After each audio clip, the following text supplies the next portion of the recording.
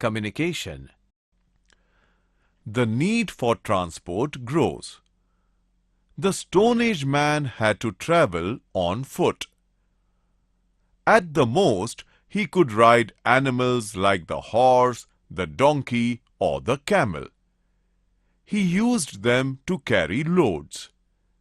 In snowy regions, man used furry dogs or reindeer to pull sledges.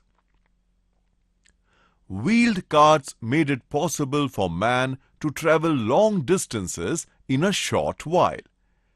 He could also carry food grains and other goods to faraway places and sell them there.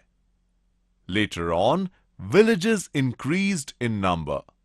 Population grew. The number of goods that were taken to the market for sale increased. As a result, the need for transport also grew. Caravans. Man could travel to nearby villages using these carts. But in those days, there were no roads for traveling over long distances.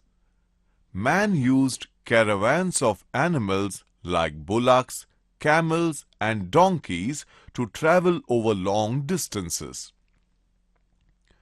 He used to load food grains and other goods onto the backs of these animals in order to carry them to and fro.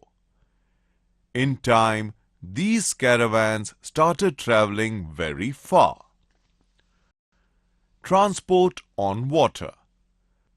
Man had seen that wood floats on water. He used logs of wood to move across a river. He soon found that a log could be carved hollow. This too floated on water. Such was the first boat made by man. Man used rafts for easy transport of goods across rivers.